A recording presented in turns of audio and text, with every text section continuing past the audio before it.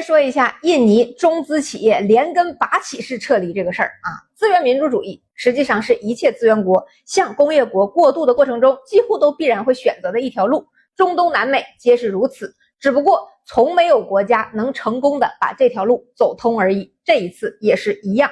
那有人觉得哎呀，这是中企的重大失败啊，让人割了韭菜了。有人叫嚣啊，要像美国一样兵临城下，给他点颜色看看。而我认为这个时候最该重温的是教员的那句以斗争求团结则团结存，把这句充满辩证智慧的战略思想套进2026这场印尼镍矿的博弈里，你就会发现，当咱们的工业化体系已经迈入全球价值链的中高端的时候，手握着全球化入场券的当下，适当的掀桌子不仅是必要的维护咱们新开的这个席面的举措，更是让某些合作方认清自己到底该做哪一桌的唯一途径。这个事儿呢，得从头捋一下啊。印尼这个地方属于是我国产业和老天爷同时赏的饭吃，那它坐拥全球 42% 的镍矿储量，但是在2015年之前，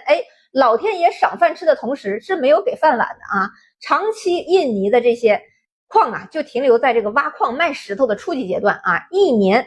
这个镍的产品出口额也就只有50亿美元，产业链更是碎的拼都拼不起来啊。那后来呢，印尼呢也算是这个找到了正主，请我们的企业过去帮忙啊，咱们带过去的可是真金白银和降维打击式的核心技术。那青山集团打头阵嘛，在这个莫罗瓦利啊建了现代化的工业园，接着华友钴业啊、格林美这些巨头呼啦啦的就都来了。那一共砸了超过140亿美元，10年时间就把印尼的镍矿啊从粗糙的这个活法冶炼一路给拽高到了高附加值的湿法冶炼，从矿石到电池材料，全产业链就这么给搭起来了。结果呢，印尼现在的镍产品出口额一年飙到了300多亿美元啊，整整翻了6倍，直接摇身一变成了全球镍产业的头号玩家。咱们这可不是简单的砸钱啊，而是把最稀缺的工业能力进行了系统性的移植。没有咱们带过去的这个湿法高压钻进啊，这些全球的顶尖的工艺，没有全链条的管理经验，印尼那些镍矿到现在也就是些被埋在地里的破石头。没有中国企业的产能布局，他们这辈子也跳不出资源诅咒啊这个大坑。但是呢，这人呐，一旦吃上了席面啊，就容易忘记当年要饭的时候是谁给的窝窝头。这个蛋糕做大了之后，印尼的这个心呐，它就有点野了。加上现在正是东西大国啊掰手腕的关键阶段，西边的拉拢呢，多少给了他点想法。那同时，作为政治强人的普拉博沃啊，多少还是受到了点老乡齐强、东西通吃的启发。2026作为普拉博沃完全亲政的第一年，可以彻底摆脱前任务实贸易派啊左科预算和政策节奏的这个约束，立马就开始翻脸不认人了。对着咱们的中资企业直接就祭出了3套啊，试图空手套白狼的组合拳。第一拳叫釜底抽薪，直接掐断了啊咱的原料。印尼把全国的镍矿的年配额从 3.79 亿吨一刀砍到了 2.6 亿吨啊，这个降幅超过了 31%， 是近10年来最狠的一次。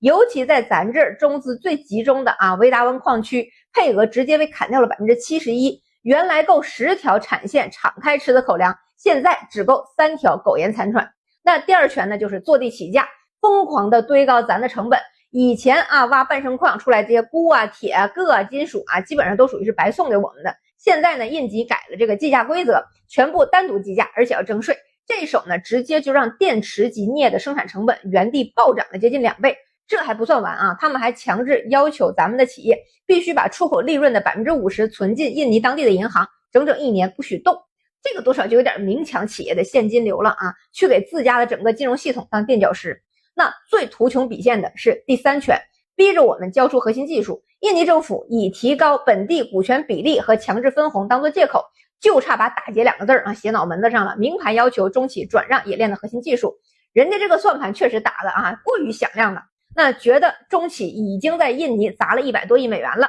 港口建了，高炉搭了，电厂也弄好了，这些庞大的固定资产早就死死的焊在了印尼的土地上。这庞大的沉没成本在他们眼里啊，就是拿捏咱们的绝佳的筹码，觉得你舍不得走啊，最后只能乖乖的把10几年的这个磨出来的看家本领啊，然后交给他们，以此来实现他们零成本的掌控整个产业链的春秋大梦。这套逻辑不得不说啊，肯定是受了点老仙的启发，短视而且贪婪。在他们看来，就是投入了这么大，想走没那么容易嘛，只能任其宰割。但是印尼恰恰算错了，这是最致命的一点。